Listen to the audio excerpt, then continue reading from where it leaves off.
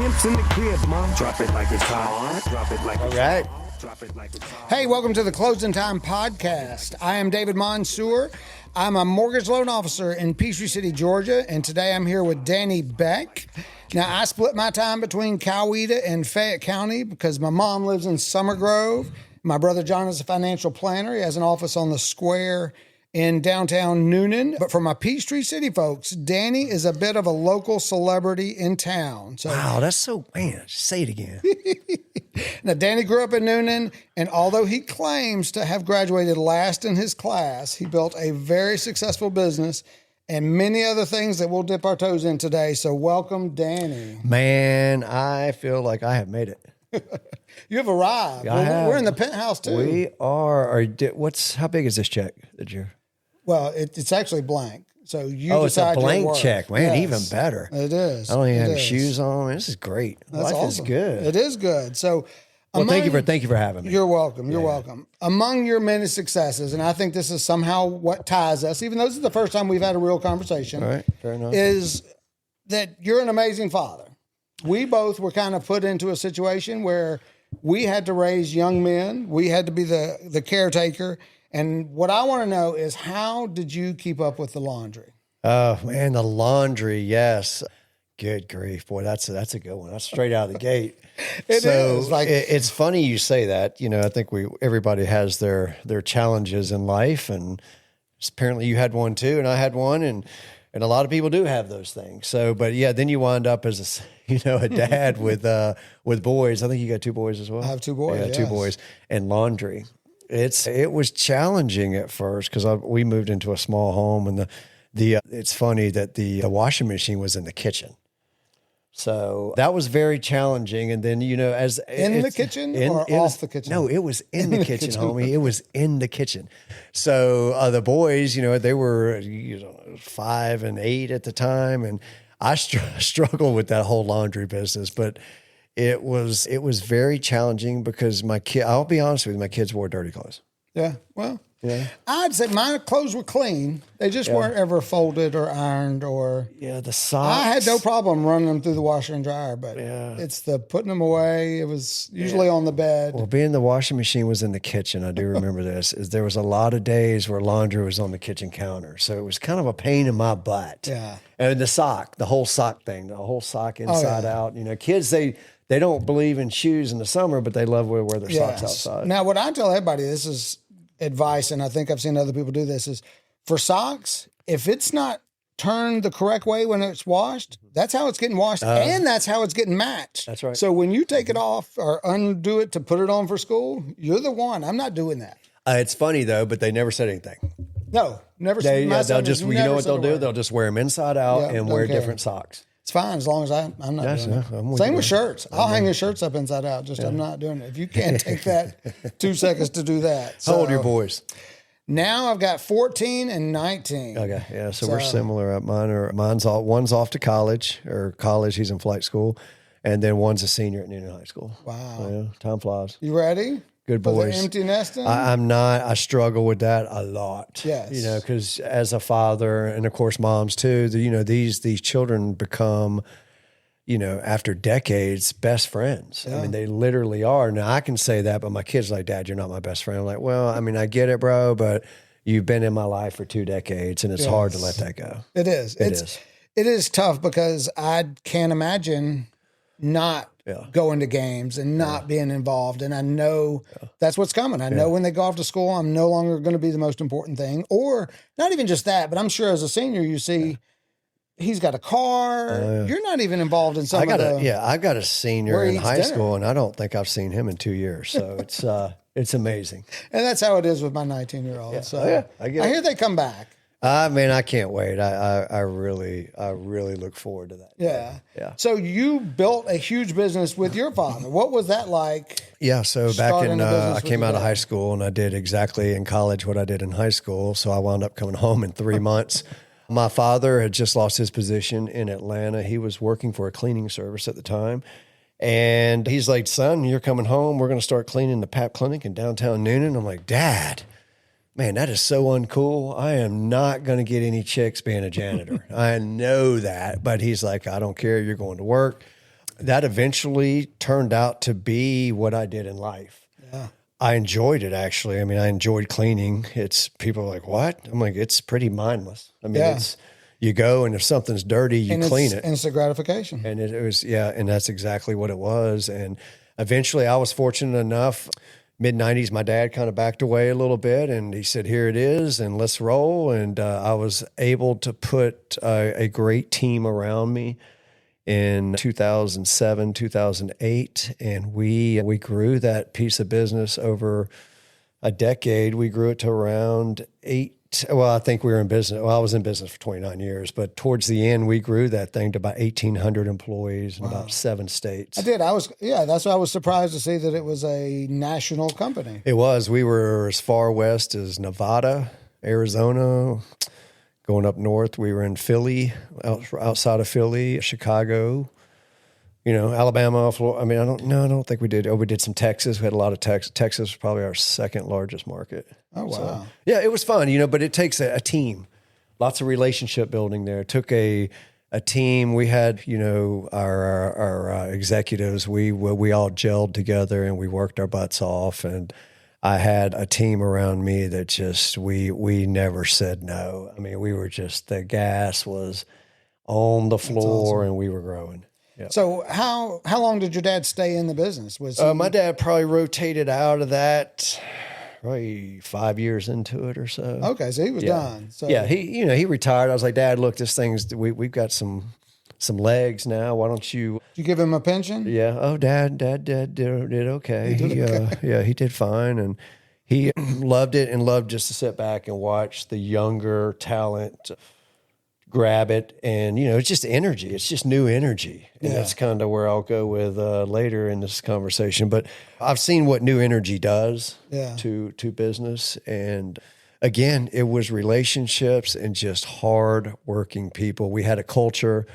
We developed a culture in the cleaning business, which I didn't think you could do that, where people really wanted to work with us. Yeah.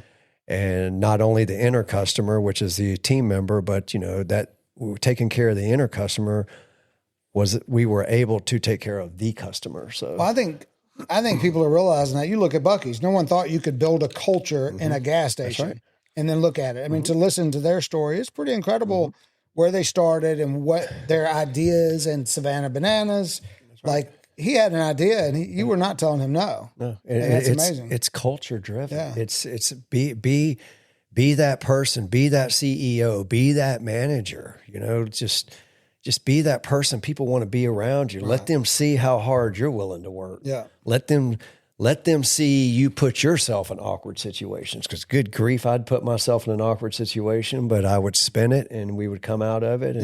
And you learn from that. I never learned from all the goods. I learned from the mistakes. Well, everything I've heard about you and know about you, you've definitely done that. Well, thank you. Do you miss it all? Because I know you sold the business. And that's a good question. Would you call that retired or just an excellent?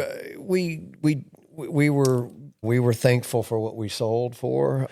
It was during COVID, and if you remember back in COVID, cleaning companies were lifesavers at that point. We were able, we didn't think we wanted to sell it until a larger corporation came to us and said, hey, look, we're tired of you taking our business. We're going to buy it back. That's basically how that works. So we sold it, and I remember about 2 weeks later me freaking out. I mean, it's just, I did it for so long. From the agreement or when you actually stopped working? When we stopped. Yeah, when I stopped, and then I started freaking out. So then I went and got involved and started up some more companies. But yeah, once you're grinding like that, it's really hard to hit that break and stop. So is that where the next thing I want to talk about is your passion for cycling? Yep. Is that the same type of grind, I guess? It is. If I don't ride my bicycle, my wife, like, you need to go ride your bicycle. I mean, I need that I want to be better every single day. I need that. I want to go faster. I need that. Now, that's not for everybody. And I understand that. Some people are like, why can't you sit still? Why can't you come off 4,000 RPMs? Why can't you just chill? And I can't. I am built to run. I mean, I'm like an animal. It's like when I go on vacation, my wife knows, hey, I'm going to go to the beach, but Danny's going to go climb a mountain or go do something. Yeah, I found that I've progressed towards that. I would not say I was as driven as you as a young man, But as I've gotten older in life, I do not sit on my couch.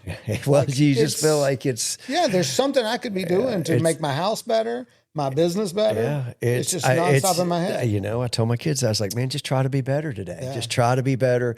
You know, as I've gotten older, alcohol's not such a big part of my life because I look at alcohol, and I'm not judging people that drink alcohol. I still drink alcohol, but alcohol is a paralyzing drink that just makes you be still. Right. And it kind of freaks me out a little bit. So, I mean, I will drink. Don't get me, there's nights that, you know, we go out and we have fun, but the older I get, to your point, I start noticing, you know, why am I sitting here all day long on the couch watching 18 to 22-year-old kids play football all day long?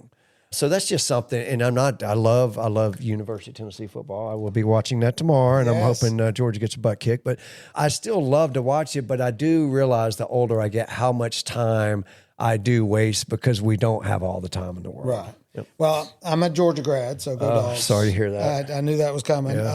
I will disagree on that because I have slowed my alcohol consumption 90%. But the time I do still consume alcohol is football season. Yeah, on Saturdays, I am all day long. See, I can't do it all day long. It's not all day long. It's all day long if I go to the game. Oh well, that's different. Like tomorrow, we're actually camping with a Boy Scout camp out, and I will have. I don't think I can say that. No, I will not have any understand. beers. What camp you going to? The one out there in Griffin? No, we're going up into North Carolina to. I cannot believe I can't think of the name of it. I mean, I get it. That you have it's a little incredible. Yeah, you have a little container, and it's got water in it. Yes, that's especially what you got to be hydrated. That's part of 100%. I've been there. I'll be hydrated tomorrow. Yeah, you do that, and even at the beach, I found that I don't drink as much because it's just it's so funny. Our age, I don't know how old you are, but 52. Okay, so I'm 54. So it's just funny. It's like I've got 95% of my buddies do not drink anymore. Wow. And I'm okay with it. And, you know, I watch them and how productive they are and how they think and how they move. And I'm like, you know, I mean, granted, I'm not being a hypocrite because I still drink, but it's nothing like in my 20s and my 30s. So because or 40s. You're right. I did, but it has, and I am much more productive because it doesn't only you don't lose that day, you lose the next day. I'm scared to death of the hangover. I mean, I'll say that first and foremost. I mean, I cannot stand the paralyzing state I'm in the following day. It's like, man, I just wasted a whole day of my life. Yes, and I just ate Waffle House, and now I'm hurting. People give me hell because I drink Bud Light, but I can drink 5 or 6 Bud Lights, I don't have that horrible hangover. Oh yeah, I'm an ultra guy, so it's like, you know, I mean, it's basically water with a little bit of alcohol in it. Yeah. So where did the cycling passion start? Have you always ridden, or did that start? I've ridden for the last 25 years or so. A buddy of mine took me out 25 years ago or so, and he's like, "Hey, let's go ride a bike." I'm like, "Let's go ride a bike." So he took me out. We rode out Smoky Road, and we're riding these bicycles. And they're road bikes. And I remember I came up on a little bitty hill. I mean, just a little bitty hill. And I couldn't ride that bike up that hill. And I'm like, man, I am 28 years old and struggling to ride this bicycle up this hill. And I was thinking, man, what's going to happen when I'm 48? You know? So a light bulb went off. I went out, bought a bike, bought the cool, tight clothes, which I look ridiculous in, but I don't care. And I just started riding, and it's just, you know, I tell everybody, I don't care what you do, what your passion, your exercise is, but make sure you're doing something, whether it's walking, whether it's yoga, whether it's whatever, just do something you enjoy and let it become a habit. And it literally changed my life. And you've brought in travel, I understand. So you've taken your bicycle internationally. I've been. Is it all road bike? Do you do any mountain bike? No, I do it all. If it's got 2 wheels, I do it all. Yeah, it's, you know, I've been fortunate. We've been able to do a lot of Europe trips, a lot of out west trips with bikes, and that's how we build our vacations basically. That's what we're doing. It came to me now. Jackrabbit Camping Ground in North Carolina, and this scouting trip that we're taking this weekend is focused on mountain biking. There you go. Love it. Wish I could go. Oh, it is so cool because.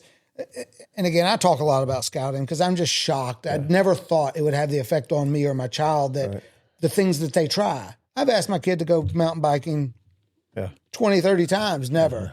But we went I think it might have been a year ago with Scouts, and he absolutely loved it. And he's so excited to go on this trip. He's taking my mountain bike, and I get to ride the used, beat up. Yeah, well, hey, as long as you're pedaling, I don't care how fast you're going, how slow you're going, just pedal. It's a sport that really, and it depends on how hard you ride, but it's a sport that doesn't beat you up. Right. Running, and I used to be a runner. I can't do that anymore. I mean, the legs and the calves and the back, but it's a non-impact sport, and I've hung in there. My kids are riding now. They love it. I'm very blessed to have that introduced to me 25 years ago. So where's your favorite place that you've gone? I will tell this, and I'm kind of biased here, but I will tell you the best riding is in this area. Really? Yeah, absolutely. I mean, for road, we have mountain bike trails. Now, of course, you can get in the mountains, and the mountain biking is fabulous. But if you're a road rider in this area, it is. I mean, I've had friends come up from all over the world, and they get here, and the roads and the farms and Hogan's. A lot of times we start in Sonoya. When I was doing triathlons, we would start there and go out or south. Right. Yeah. And it was incredible how far you could get away. We have got, wonderful, wonderful roads here. Now, I will say, secondly, is a couple of years ago, we did a trip to the Alps, and that was spectacular. Yeah. Wow. Yeah. Hard as hell, but it was spectacular. So do you race? Do you compete? I've never raced. Now, I've done some triathlons and some mountain bike racing, but I'm not that competitive. I mean, there's guys out there that eat and sleep this stuff. I can imagine. Yeah. There is a race coming up. Mm-hmm. That I understand you're competing in. Yeah, there is a race. That's funny. And oddly, we talked about alcohol. It's called the beer race. Tell me about that. That is a fun race. That's Tom Crimes's invention here. We did. I think it's the third year that this has gone on. It's called the beer race. BEER. It's the best endurance ever race or something. I forgot how they come up with that, but it's so much fun. I mean, you did it last year? I did it last year. Okay. Yes. So you were a part of it. Oh, yeah. It's just the collaboration, the relationships, and it's just grown every single year. I think last year we started with golf, 9 holes of golf, and then we went to the bike, which is hilarious watching people ride a bike at 50 years old. I hadn't been on a bike in forever. Then there was, some partaking of some beer. A chugging contest. Chugging contest there. That's funny to watch 50 and 60-year-old men do that. And then after that, I think we pickleballed it maybe. We did pickleball. No, we did the obstacle course. Which that's hilarious. Yes. You see people throwing out ribs and calf muscles and yes, because there was a rope course part of it, and then run up a hill and then slide down a metal slide. If you, you probably know where we're talking about in Newnan with a big long metal slide. That was we did the obstacle course, pickleball, and then we finished with Lion Creek. Yeah, Lion Creek. It was. I think this year it's going to be different. It's all at the Newnan Country Club. Yes. Yeah. What's the date? October something. I wrote it somewhere. Yes, it's coming up. Evidently, several emails have gone out, and one went out today. So. My brother, I'm bringing him for the first time. Yeah. He considers himself an athlete. Yes. At his age, he's much older than I am. Not necessarily, but I'm excited because this is not like an athletic event. Like that's what I love it. Oh no, it's But he might beat me in golf. But I'm gonna beat him in the free throws and in the beer chugging. I'm trying to find the date of this. We'll get I guess. Do you have a statistician room here where everybody's in the background working on stats? Yes. They're recording it, and they'll. I just gave the signal. They're gonna bring that out here in a second. It'll be posted. So perfect. That's a fun event. There is still time to sign up. Evidently, I talked to Lee, and she said it is very close to full. Which is great because I don't think they've ever had a full, so that means it's growing. It started. I think the first year we started at 8, then it went to 30, and I don't know, maybe it's going to be 50 or so this year. But that is a very fun. The weather is perfect always. It's cool. And it's just something different. And that's when Tom started doing this, he's like, you know what, we need something different. And it is different. Oh, well, we kind of forgot something. It is a fundraiser. You are raising money. It is for our Good Samaritan Clinic here in Newnan, Georgia. That's awesome. It's that's a great outfit if you don't know who they are. Awesome. They provide medical for the underprivileged. Really? Yeah. Great group of people. Great group. Dr. Crosby, Dr. K. Crosby. All right. Thank you, Mr. Crosby. All right. Well, let's get to the serious stuff. This has been a very tough week, an odd week, a tough week, a very divisive week. You have decided to enter politics. So with everything that's going on, I'm a big local person. Yeah. I believe that our country is too focused on the media and the national. And I would love to see people focus more on their next door neighbor and what is going on in their own communities. And you, as somebody that's running for mayor, how can we heal this country? And that sounds over dramatic, but what's the first step? Well, let's start with our neighbor, right? I mean, let's not. I try to stay away from the left and the right, and I'm mad and you're mad, and there's, we all know what happened this week.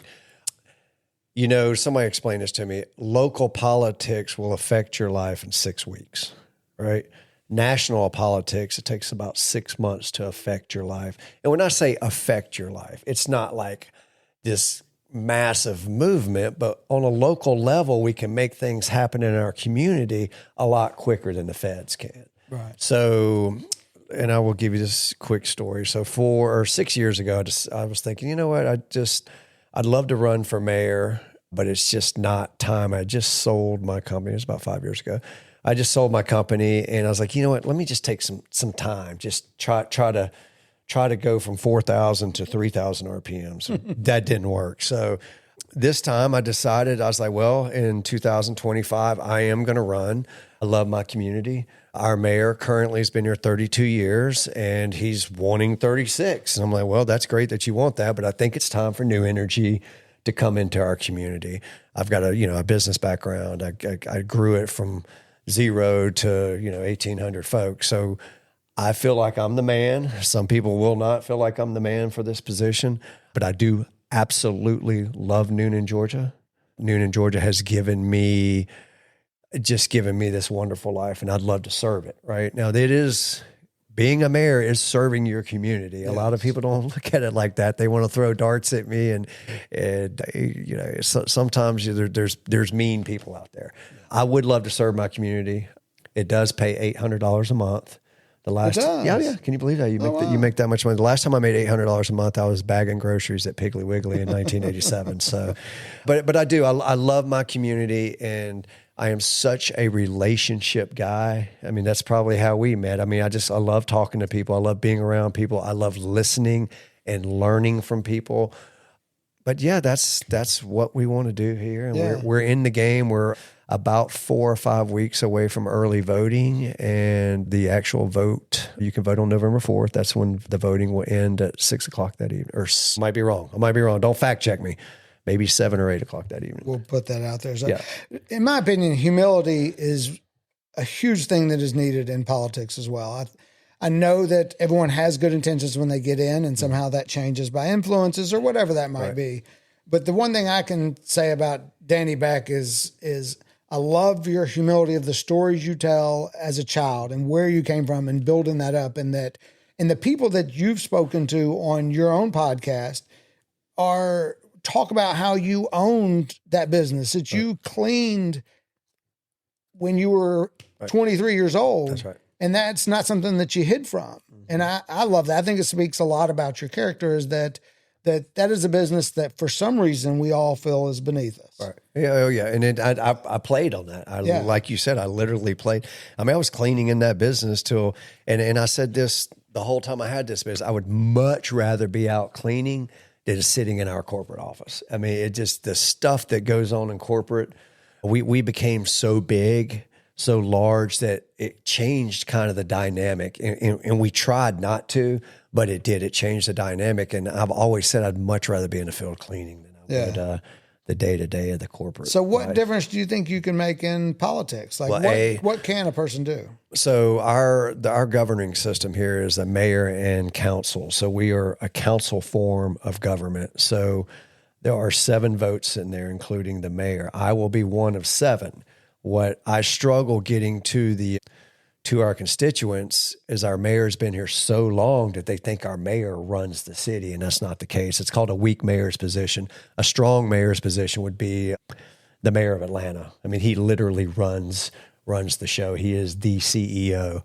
So I would like to bring my vision, work with people, listen to our nonprofits, get them in front of us, because without our nonprofits, without these, where the rubber meets the road, if you will, we need to all sit at a table. They need to know that they have a seat at the table, and we just help this community. Yeah. We got a lot of growth in this community, a lot of growth. People are freaked out about it. People are scared about the apartments.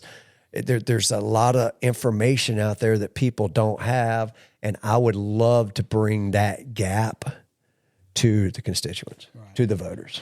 Well, I think a big part of elections like this, there's a rap video, hip hop is probably a better name, where the guy is using his hip hop to talk about the levels of government and how important it is to vote locally. He starts with, "Hey, everybody's so worried about and this is in rap form." Right. He's talking about how everybody wants to vote for the president, but look who's actually making the laws. And he's speaking to African-American people going, "You're mad about the way the police departments are run, but yet you don't go vote locally to the people that are affecting the policies so how do we get people out to vote to that small, tiny election that they think doesn't affect them or whatever that is? I mean, how do we make it important on that local level?" And that's exactly what we struggle with. We are a grassroots. If I can get somebody to sit down, I mean, whether they are whoever they are and they're mad at me, I'll ask anybody just to sit down with me.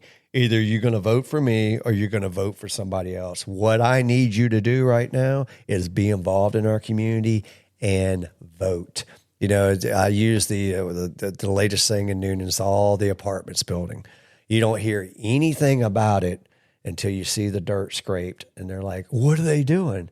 Well, city council meeting's been talking about this for 6 months, and nobody showed up. So my platform is bring this, what we're doing right now. Let's do podcasts in the city. Let's get out to the voters, because they're not going to come to us. They're just not. They're not going to come sit in city council.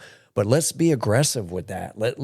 What do we need to do to let the voters know what's going on in Newnan? Right. And well, the same thing happened in Peachtree City. I think it's funny that we're talking about the pickleball. Yeah. Some people were mad at all the pickleball, the huge things that they have just put in. Like, how do they get all this? And one of the people running for office said, because the pickleball people showed up. Yeah.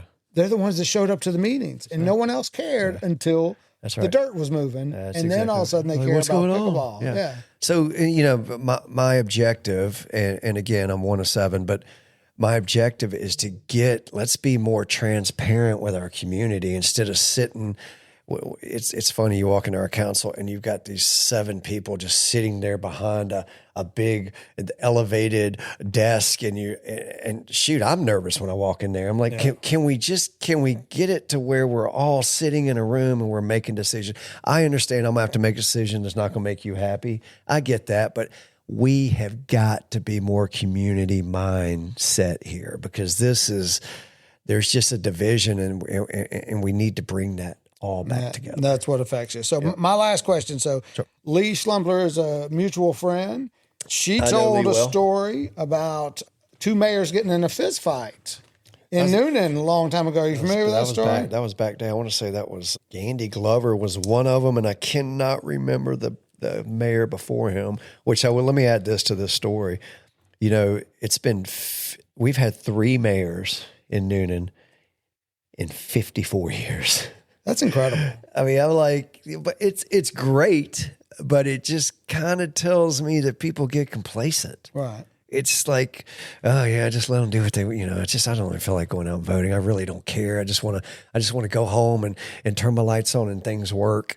Again, please get involved in our community. I cannot remember the other name of the mayor, and you can write me up for it. But yeah, they did. I think they took a swing on each other in the square in the early 90s, maybe early or late 80s. Okay, so 2025, who's winning the mayoral? Well, it's gonna be fist Danny. fight? It's gonna be Danny Beck. Yeah, I'm pretty quick. Now I don't know if I can.